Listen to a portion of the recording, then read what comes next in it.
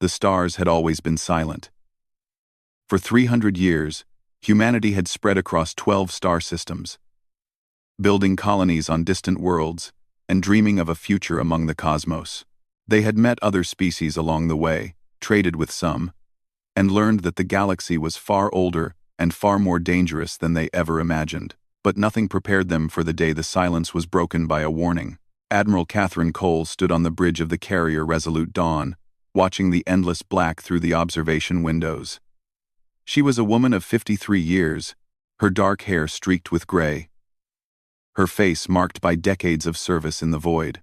She had fought pirates near Jupiter, led rescue missions in the outer colonies, and commanded fleets through crises that would have broken lesser officers. But the message that arrived that morning made her hands tremble. The holographic display flickered to life, and the face of the Valanthi High Arbiter appeared before the entire bridge crew. He was tall, perhaps 8 feet.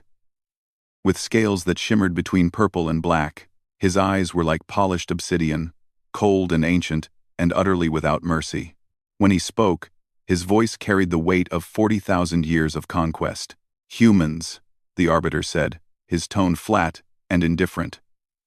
"The Valanthi Empire has tolerated your presence in the Orion Spur for the span of your brief existence. This tolerance has ended. You will abandon your colonies on Kepler 442b, Proxima Centauri IV, and New Cascadia within 90 standard cycles. These worlds now belong to the Empire. Compliance is not negotiable. Resistance will result in your complete extinction." The transmission shifted to show recorded footage. A planet appeared, green and blue and alive. Then light fell from the sky, and the oceans boiled, and the continents cracked apart. And 3 billion souls vanished in a storm of fire that lasted less than an hour. The Arbiter's voice returned as the image faded to ash. "This was the fate of the Moravi when they refused our demands. Their civilization lasted 9,000 years. Yours has existed for merely 3 centuries. Consider carefully." The transmission ended. The bridge was silent. Catherine Cole stared at the empty space where the hologram had been. She thought about the colonies they were being ordered to abandon. New Cascadia, alone, held 40 million people. They had built cities there, raised children, buried their dead in soil that had become home, and now an empire on the other side of the galaxy wanted it for a trade route. "Admiral," her first officer said quietly, "what do we do?" She didn't have an answer. On Earth, the United Human Council gathered in emergency session within hours of the transmission reaching the homeworld. President Daniel Porter sat at the head of the long table, his face grim as diplomats and military commanders argued around him. He was 61 years old. A former teacher who had entered politics almost by accident and risen through the ranks on a platform of unity and hope. Now he faced a choice that would define the future of his species. "We have to comply," Ambassador Gregory Lane insisted, his voice tight with barely controlled fear. "Did you see that footage? They destroyed an entire world in less than an hour. We have 300 combat-capable ships. They have 8,000. This isn't a war we can win. And if we give up those colonies?" General Marcus Flynn countered. He was a broad man with a shaved head and scars from battles most people had forgotten. "What happens next time? They'll demand more. They always do. Species like the Valanthi don't stop until there's nothing left to take. At least we'll be alive to face that next time," Lane shot back. The argument continued for hours. Porter listened, weighing every word, watching the fear and anger and desperation play across the faces of humanity's leaders. They were looking to him for guidance, for some wisdom that would light the path forward. But he had none to give. The math was simple and brutal. The Valanthi could destroy them. There was no military solution. There was no diplomatic solution. There was only surrender or death, or so he believed, until his personal communicator buzzed with a message marked with the highest possible security clearance. "Mr. President," the message read, "please come to the Cheyenne facility immediately. There is something you need to see. Dr. Samantha Webb, Project Catalyst." Porter excused himself from the meeting without explanation. Within the hour, He was aboard a transport heading for the Colorado Rockies, his mind racing with questions he couldn't answer. Project Catalyst had been a line item in classified budgets for 20 years, funded at enormous expense with results that had never been disclosed even to him. He had assumed it was some kind of weapons research that had failed to produce results. Now, apparently, he had been wrong. The facility was buried beneath a mountain, accessible only through miles of tunnels carved from solid rock. Dr. Samantha Webb met him at the final security checkpoint. She was younger than he expected, perhaps 40, with red hair pulled back in a practical ponytail, and eyes that burned with an intensity he found almost unsettling. "Thank you for coming, Mr. President," she said, shaking his hand firmly. "I apologize for the secrecy. We weren't ready to reveal this until we were certain it worked. As of this morning, we're certain." She led him through a massive set of blast doors into a chamber that took his breath away. It was easily a mile across, carved from the heart of the mountain, and at its center sat a ship unlike anything he had ever seen. It was sleek and angular, its hull covered in patterns that seemed to shift and flow like living things. But what caught his attention was what floated beside it. A fragment of something far older. 20 years ago, Webb explained, a mining vessel near Neptune discovered wreckage drifting in the outer system. It wasn't human. It wasn't Valanthe or any other species we knew. Our best estimates dated it somewhere between 50 and 100 million years old. We call the builders the architects, though we have no idea who they actually were or what happened to them. Porter stared at the ancient fragment. "And you've been studying it all this time?" "Studying it and learning from it. Most of their technology is still beyond us, locked behind systems we can't even begin to understand. But one thing we cracked, one thing we made work." She smiled, and in that smile, Porter saw something he had almost forgotten how to feel: hope. "Mr. President, we can move ships instantly across any distance. No travel time, no warning. We call it displacement, and it changes everything." Porter looked at the ship, then at the ancient wreckage, then at the woman who had just offered him a weapon against gods. "Show me," he said. The demonstration took place 3 days later, in the emptiest region of space humanity could reach. President Porter stood in a secure observation room aboard a station orbiting Mars, watching through reinforced glass as the small corvette Phantom prepared for what Dr. Webb called the first official displacement jump. Commander Nathan Price sat in the pilot's seat, his hands steady on the controls despite the magnitude of what he was about to attempt. He was 34 years old, tall and lean with close-cropped brown hair, and the kind of calm that came from facing death enough times to stop being afraid of it. Admiral Cole had recommended him personally. "If anyone could handle the unknown," she had said, it was Price. "Phantom, this is Control." Webb's voice came through the communication system. "All readings are nominal. You are cleared for displacement." "Understood, Control," Price replied. He glanced at his crew, 3 other officers who had volunteered knowing the risks. They nodded back at him. Initiating displacement sequence. On the observation deck, Porter held his breath. The Phantom hung in space, its modified hull glowing faintly with patterns that matched the ancient architect technology.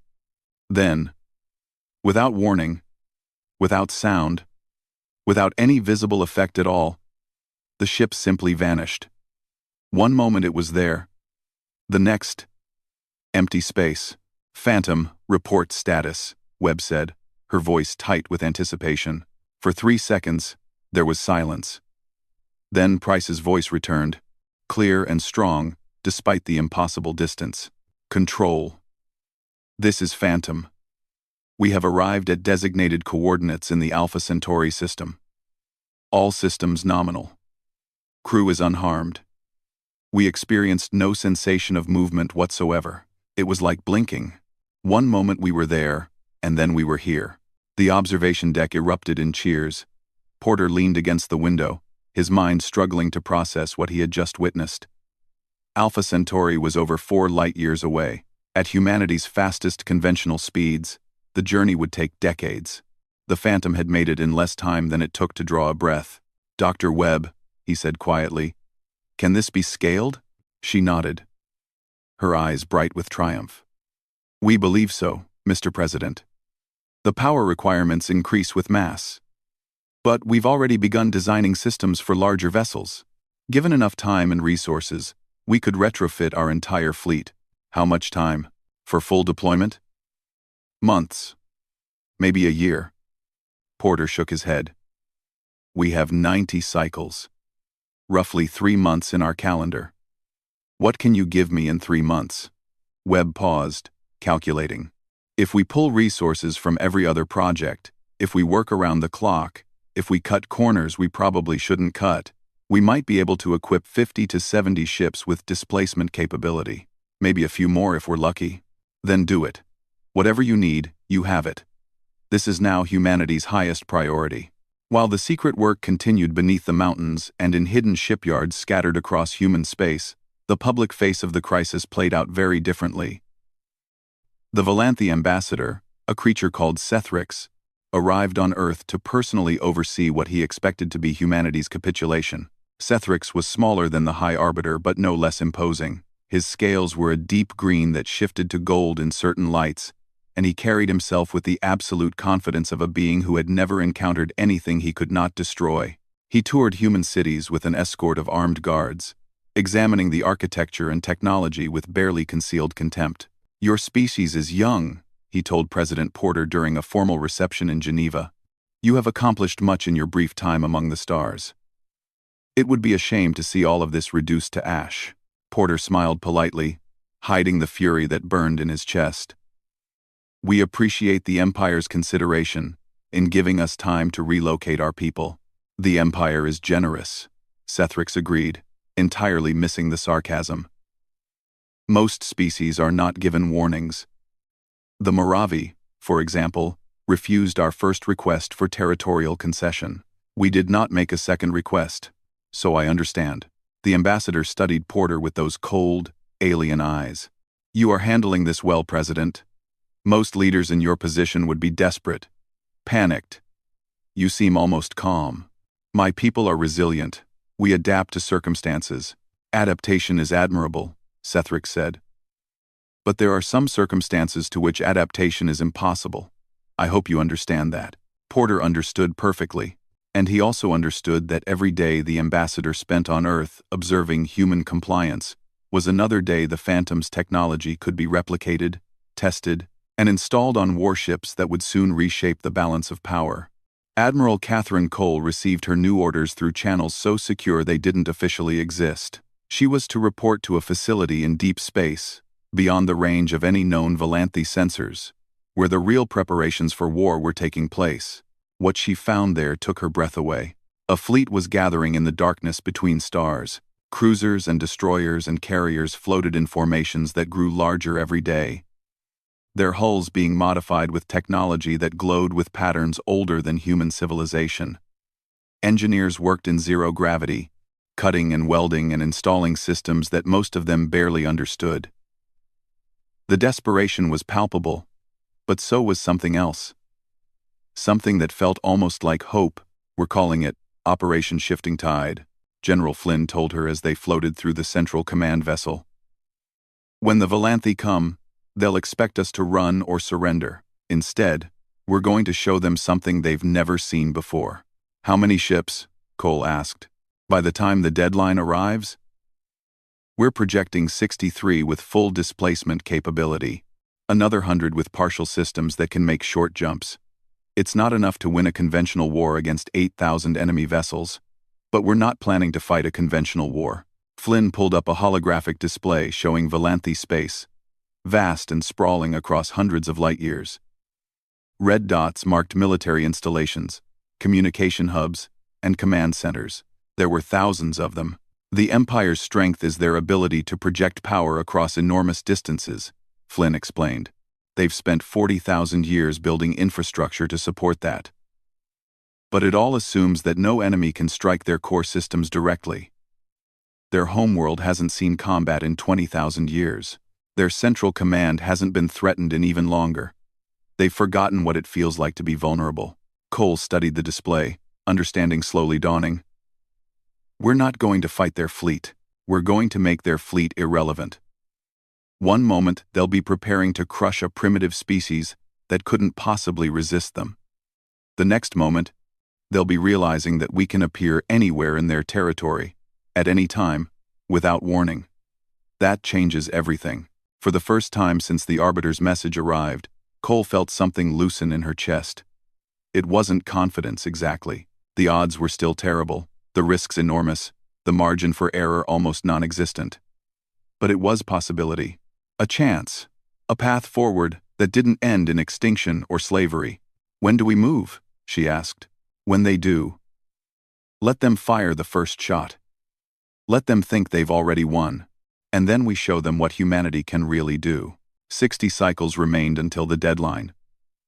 In the darkness between stars, humanity prepared for a war unlike any the galaxy had ever seen. Ambassador Sethrix was growing suspicious. He had spent weeks on Earth and in the human colonies, watching what should have been a species collapsing into panic and despair. Instead, he saw something else. Order.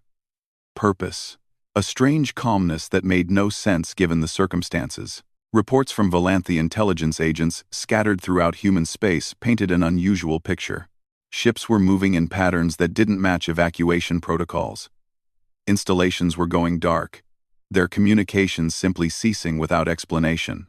There was traffic to and from Earth at levels that exceeded anything in recorded human history. But none of it seemed to go to the colony worlds being abandoned. Something is wrong, Sethrix reported to the High Arbiter through secure channels. The humans are not behaving as expected. The Arbiter's image flickered on the display, his ancient eyes narrowing slightly. Explain. They should be desperate. They should be fleeing, fighting among themselves, begging for more time. Instead, their president smiles at me like he knows something I do not. Their military has grown quiet rather than loud. Their population seems almost eager, as if waiting for something. The Arbiter considered this for a long moment. You believe they are planning resistance? I believe they are planning something. What it could possibly be, I cannot imagine. They have 300 ships, we are sending 2,000. The mathematics of their destruction is simple, then let them plan, the Arbiter said dismissively. Let them scheme and hope and dream. In the end, they will burn like all the others. The fleet launches in 30 cycles. Whatever the humans are hiding, it will not matter. Sethrix wanted to argue, to express his unease more forcefully, but he knew better. The Valanthe Empire had crushed thousands of species over its long history. Not one had ever successfully resisted. Not one had ever discovered a weapon or strategy that changed the fundamental equation of superior numbers and superior firepower. The humans were clever, yes, resourceful and stubborn and surprisingly innovative for such a young species. But cleverness had never stopped Valanthe warships before. Still, as he ended the communication and looked out over the lights of a human city at night, Sethrix could not shake the feeling that he was missing something important. On New Cascadia, Lisa Tran refused to pack her belongings. She was 26 years old, a pilot who had grown up on this world, learning to fly in the thin blue skies above mountains that reminded her grandmother of places on Earth she had never seen. Now those mountains were supposed to belong to the Valanthe. Now she was supposed to abandon everything her family had built and flee to some other colony, starting over as a refugee. The evacuation transports leave tomorrow, her mother said, standing in the doorway of Lisa's small apartment. Your father and I have already booked passage. There's room for you. I'm not going. Lisa, please. This isn't bravery. It's suicide. You've seen what they did to the Moravi. You know what they'll do to anyone who stays. Lisa turned from the window, her jaw set. Grandma Helen survived the Pacific War. Great-grandfather survived the European campaigns before that. Our family doesn't run from fights. Grandfather survived the European campaigns. 17. Those were fights that could be won. This is different. You don't know that. Lisa moved to her computer terminal, pulling up information she had gathered over the past weeks. Rumors. Mostly. Whispers on secure channels, stories of secret projects and hidden fleets and technology that shouldn't exist. Something is happening. Something nobody's talking about. The military hasn't surrendered yet. President Porter hasn't surrendered yet. There's a reason. Her mother looked at her with eyes full of fear and love, and something that might have been pride. And if you're wrong? If there's no secret weapon? No hidden plan? If the Valanthi come and find you here? Lisa took her mother's hands in her own. Then I'll die on the world I was born on, fighting for something I believe in. That's worth more than running. She joined the resistance the next day. There were more of them than she expected. Hundreds of civilians and retired military personnel scattered across New Cascadia, stockpiling weapons and establishing hidden bases in the mountains. They had no illusions about defeating a Valanthi invasion force. But they could make the occupation painful. They could remind the Empire that humans did not surrender easily. What Lisa didn't know, what none of them knew, was that their stubbornness was about to be rewarded in ways they couldn't imagine. In the command center of the hidden fleet, Admiral Cole received a message from Earth. Not from the President, but from Dr. Webb directly. It contained a single word: ready. 63 ships now carried full displacement systems. Another 84 could make short jumps of up to a few light years. The technology had been tested again and again, pushed to its limits, refined until it worked flawlessly. They were as prepared as they would ever be. But Cole knew that ships alone wouldn't be enough.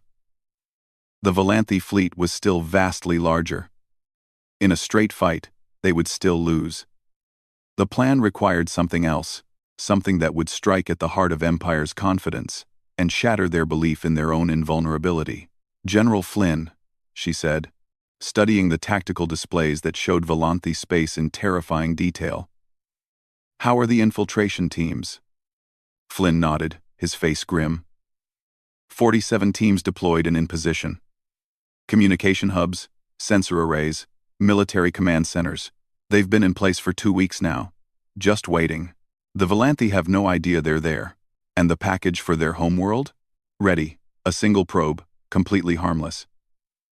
But it will deliver a message they'll never forget. Cole allowed herself a small smile. The genius of the plan wasn't military victory. It was psychological warfare on a scale the galaxy had never seen. For 40,000 years, the Valanthi had been untouchable. Their enemies could never reach their core worlds, never threaten their leadership, never strike at anything that truly mattered. That certainty was the foundation of their power. Humanity was about to remove that foundation entirely. President Porter made one final diplomatic appearance with Ambassador Sethrix before the deadline expired. They walked through a garden on Earth, surrounded by flowers and trees from a dozen different worlds, while guards kept a respectful distance. Your people have surprised me, Sethrix admitted, his scales shifting colors in the afternoon light. I expected chaos. Instead, I have seen something almost like acceptance. We're a practical species, Porter replied. When we cannot change circumstances, we adapt to them. A wise philosophy. The Empire values wisdom. Perhaps, in time, your species will find a place within our order. A minor role, of course. But survival is not nothing. Porter stopped walking, turning to face the ambassador directly. Tell me something, Sethrix. In all those 40,000 years of conquest, has any species ever truly surprised you? Has anyone ever done something you didn't expect?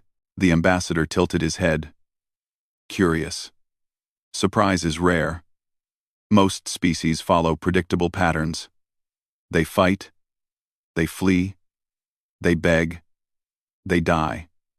The variations are minor. That must be boring. Stability is preferable to excitement. Excitement usually means someone is about to make a terrible mistake. Porter smiled. It was not a friendly smile.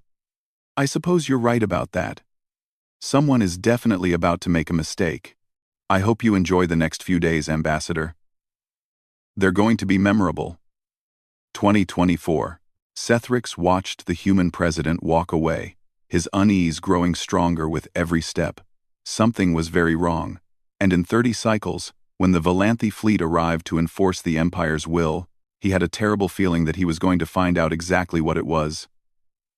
The Valanthi pacification fleet emerged from faster-than-light travel at the edge of human space exactly on schedule. 2,000 warships arranged in perfect formation, their weapons charged, their crews eager for the simple work of crushing yet another defiant species.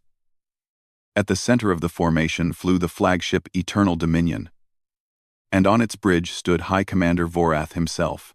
Vorath was old even by Valanthi standards, his scales faded to pale silver with age, his body scarred from 100 campaigns across 1,000 years. He had personally overseen the destruction of 11 species. The humans would be his 12th, a minor addition to a long and glorious record. "Report," he commanded, his voice echoing through the vast bridge. "Human fleet detected, Commander. Approximately 300 vessels holding position near the 4th planet of this system. They appear to be preparing defensive formations." Vorath studied the tactical display with something like disappointment. He had hoped the humans would at least try something interesting. Instead, they were doing exactly what every doomed species did, gathering their pitiful forces for a last stand that would accomplish nothing. "Open a channel. Let us give them one final chance to surrender. The Empire is merciful to those who submit." Admiral Catherine Cole received the transmission aboard the Resolute Dawn. She stood at the center of her bridge, surrounded by officers who had trained for this moment for months, their faces calm, despite the terror that any sane person would feel. 300 ships against 2,000. By any reasonable calculation, they were already dead. "Human Commander," Vorath's voice filled the bridge, translated into English by the ship's computer. "I am High Commander Vorath, of the Valanthi Pacification Fleet. Your deadline has passed. Your colonies belong to the Empire. You may surrender now and preserve your species, or you may resist and be destroyed. The choice is yours. But I advise wisdom." Cole took a long breath. Around her, officers exchanged glances. This was the moment. The point of no return. "High Commander," she replied, her voice steady. "I appreciate the offer, but I'm afraid there's been a misunderstanding. You seem to believe this is a negotiation. It isn't. Then you choose extinction." "No, I choose victory." She smiled, though Vorath couldn't see it. "You should have sent more ships." She cut the transmission and turned to her communications officer. "Signal all displacement-capable vessels. Execute Phase 1. Across the human fleet, drives that shouldn't exist hummed to life. 63 ships vanished from their positions at the front of the formation. They didn't retreat. They didn't flee. They appeared instead inside the Valanthi fleet, behind their lines, beside their largest vessels, in positions that should have been impossible to reach. For a moment, the Valanthi sensor operators couldn't understand what they were seeing. Ships were where ships could not be. The carefully arranged battle formation, designed to concentrate firepower and prevent flanking, was suddenly meaningless. Enemies were everywhere. "What is this?" Vorath demanded, watching his tactical display dissolve into chaos. "How did they move?" No one had an answer. The human ships opened fire. They couldn't destroy the Valanthi fleet, not even close. But that wasn't the point. They targeted engines and weapons systems, sensor arrays and communication relays, surgical strikes designed to cripple rather than kill. And before the Valanthi could respond, before they could even understand what was happening, the human ships vanished again. They reappeared on the opposite side of the fleet, fired again, vanished again, appeared behind the flagship itself, close enough for Vorath to see the human vessels through his observation window before they blinked away. "They're everywhere," someone shouted. "We can't track them. We can't predict where they'll appear next." Vorath watched his beautiful fleet crumble into confusion. Ships that had never faced a real threat were suddenly surrounded by enemies who moved like ghosts.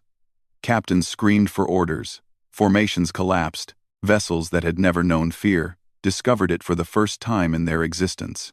But that was only the beginning. Across Valanthi space, thousands of light-years from the battle, 47 human strike teams activated simultaneously. They had been waiting for weeks, hidden on military installations and communication hubs, watching and preparing. Now, with a single signal from Earth, they moved. On the orbital defense platform above Volanthi Prime, Commander Nathan Price led a team of 12 through corridors that had never seen an intruder. The Volanthi guards they encountered barely had time to react before they were neutralized with precision weapons fire. Price's objective wasn't destruction. It was humiliation.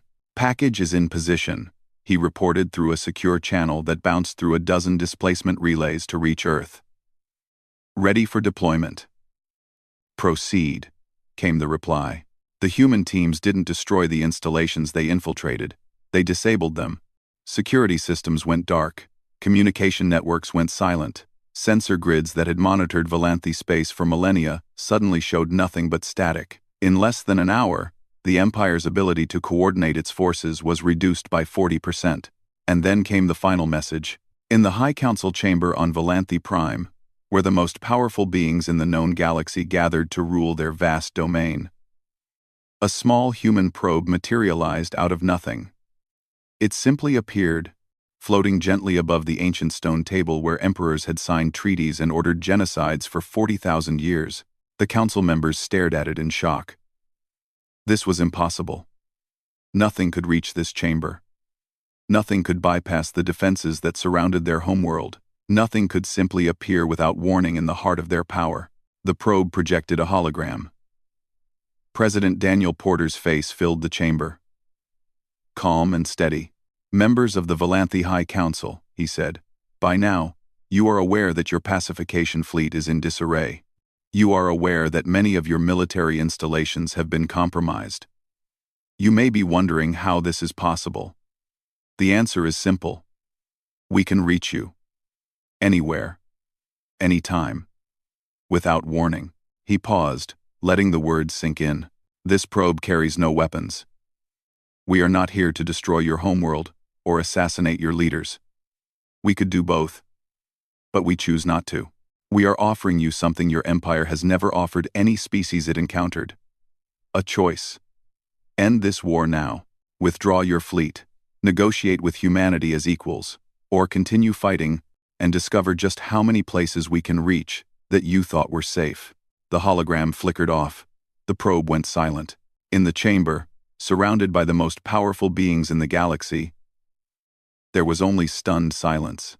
Back at the battle, High Commander Vorath received word of what had happened on the homeworld. His scales went pale. His hands trembled on the arms of his command chair. For the first time in 1,000 years of warfare, he didn't know what to do. "Commander," his first officer said quietly, "our casualties are mounting. Our formation is destroyed. And if what the Council reports is true, if they can truly strike anywhere..." Vorath closed his eyes. He thought of all the species he had destroyed, all the civilizations that had begged for mercy he never granted. He thought of the certainty he had carried his entire life, the absolute knowledge that the Volanthi were supreme and that nothing could challenge their dominion. That certainty was gone now, destroyed as completely as the worlds he had burned. "Signal the fleet," he said, his voice barely above a whisper. "All ships withdraw to Volanthi space. The campaign is suspended pending further orders." For the first time in 40,000 years, a Volanthi armada fled from battle. On the bridge of the Resolute Dawn, Admiral Catherine Cole watched the enemy fleet disappear into faster-than-light travel, running from a fight they had expected to win in hours. Around her, officers embraced and wept with relief. They had done the impossible. They had survived. But Cole knew this wasn't the end. It was only the beginning. "Signal Earth," she said quietly. "Tell them the tide has shifted. Now the real work begins." The galaxy held its breath in the days that followed the battle. News spread through channels, both official and whispered, from one species to another, across thousands of worlds that had lived under Volanthi dominion for centuries. The empire that could not be challenged had been challenged. The fleet that could not be stopped had fled. A species barely 300 years old had done what none had thought possible. On New Cascadia, Lisa Tran stood in the mountains with her resistance cell, watching the sky as human ships descended through the atmosphere. Not evacuation transports, warships, returning home. "They actually did it," someone whispered beside her. "They really did it." Lisa felt tears on her cheeks and didn't bother to wipe them away. She had stayed to fight. She had expected to die. Instead, she was watching the beginning of something new. Ambassador Patricia Holmes arrived at the Valanthe homeworld aboard a diplomatic vessel 1 month after the battle. She was 60 years old, a career diplomat who had spent her life negotiating trade agreements and territorial disputes between human colonies. Now she carried the weight of her entire species on her shoulders. The High Council received her in the same chamber where the human probe had appeared. The council members looked older somehow, their scales duller, their ancient confidence shaken in ways that might never fully heal. The High Arbiter himself attended, his obsidian eyes watching Holmes with something that might have been hatred or fear, or both. "You come to demand our surrender," the Arbiter said without greeting. "You come to impose terms upon the Valanthe Empire." Holmes shook her head. "No. I come to offer partnership." The council exchanged glances. This was not what they had expected. "Humanity has no interest in destroying your empire," Holmes continued. "Chaos and collapse would cause suffering across hundreds of worlds. For species that have done nothing wrong. We want something different. Something better." She activated a holographic display, showing projections and timelines and structures that her team had worked on for weeks. The Valanthe Empire becomes the Galactic Federation. A transition over the next century. Gradual and managed, with your people maintaining significant influence and authority, conquered species gain representation in government. The practice of pacification ends forever. Military forces are reduced and restructured for defense rather than conquest. "And if we refuse?" the Arbiter asked. Holmes met his gaze without flinching. "Then, we demonstrate again that we can reach any target, anywhere, at any time. We disable more of your infrastructure. We arm your subject species. We make the cost of continuing your old ways unbearable. But I don't think you'll refuse. You're ancient and powerful, but you're not stupid. You know the equation has changed. You can adapt to that change, or you can be swept away by it. Those are your options."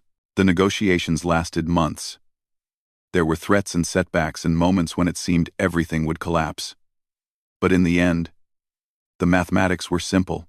The Valanthe could no longer guarantee their own security. Their entire civilization had been built on the assumption of untouchability. That assumption was dead, and nothing could bring it back. The treaty was signed on Earth, in a ceremony broadcast to every world in both human and Valanthe space. President Porter spoke of healing and cooperation, and a future built together. The High Arbiter spoke fewer words, his voice flat and formal, accepting terms that would have been unthinkable just a year before. Admiral Catherine Cole watched the ceremony from a viewing gallery, surrounded by officers who had served with her through the crisis. Commander Nathan Price stood beside her, his arm still in a sling from injuries sustained during the infiltration of Valanthe Prime. "Do you think it will hold?" he asked quietly. "The peace, the Federation." Cole considered the question carefully. "I think it has a chance, a real one. The Valanthe aren't fools. They'll adapt. They'll find ways to influence the new system, to maintain power through politics instead of force. And maybe that's fine. Maybe that's how lasting change happens. Not through total victory, but through compromise." And the other species, the ones the Empire conquered, they're watching, waiting to see if we're any different from the Valanthe, or just another empire with better technology. "We'll have to prove ourselves. That's going to take time." Price nodded slowly. "What about you? What happens to the great Admiral Cole, now that the war is over?" She laughed, the first genuine laugh she'd allowed herself in months. "I'm retiring, finding some quiet colony world where I can grow vegetables and read books and never think about fleet formations again." "Somehow I doubt that." "You're probably right."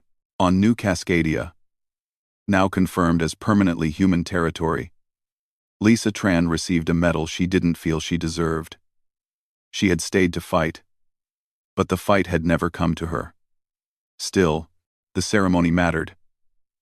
It told the galaxy that humans honored those who stood their ground, even when the odds seemed impossible. Her grandmother Helen attended the ceremony, transported from Earth for the first time in decades. She was 97 years old. frail and white-haired. But her eyes were sharp, as she watched her granddaughter accept recognition from the planetary governor. "You remind me of your great-grandfather," Helen said afterward, squeezing Lisa's hand. "He was stubborn too.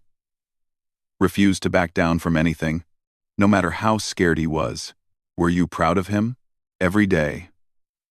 Just like I'm proud of you." Dr. Samantha Webb returned to her research facility beneath the Colorado mountains. The displacement technology was no longer secret, but the ancient architect wreckage still held mysteries that would take generations to unlock. Her team had found hints of other technologies, other secrets, buried in systems they were only beginning to understand. And they had found something else. A warning, perhaps, or a message. Buried deep in the architect data was information about something beyond the galaxy. Something that had concerned the builders enough to include it in their most fundamental systems. Webb didn't know what it meant yet, but she would find out. President Daniel Porter gave his final address to the United Human Council on the first anniversary of the battle. He was tired, his face lined with the strain of a year that had changed everything. But his voice remained strong. "1 year ago, we received a warning. An empire that had dominated this region of space for 40,000 years told us to surrender or die. They expected fear. They expected submission. They forgot something important about humanity." He paused, looking out at the assembly of representatives from every human world. "We are not a species that accepts the impossible. When someone tells us we cannot do something, we find another way. When circumstances demand adaptation, we adapt. When the tide turns against us, we find ways to shift it back. Today, the galaxy is different. The old certainties are gone. The future is uncertain and challenging and full of problems we cannot yet imagine. But it is also full of possibilities that didn't exist a year ago. Species that lived in fear now have hope. Civilizations that had no voice now have representation. And humanity has proven that our place in this universe is not as a minor species to be conquered, but as a people who shape our own destiny." He smiled, the weight of office finally lifting from his shoulders. "They sent a warning. We sent one back. And now, together with those who were once our enemies, we build something new, something better, something that will last." The galaxy watched. The galaxy listened. And for the first time in longer than anyone could remember, the galaxy believed that change was possible. In the void between stars, human ships with impossible drives patrolled the borders of the new Federation. In laboratories and research centers across 100 worlds, scientists worked to unlock the secrets of technology older than any living civilization. In council chambers and diplomatic gatherings, species that had never spoken as equals learned to negotiate and compromise and cooperate. The tide had shifted. The future was beginning, and humanity, as it always had, found a way forward.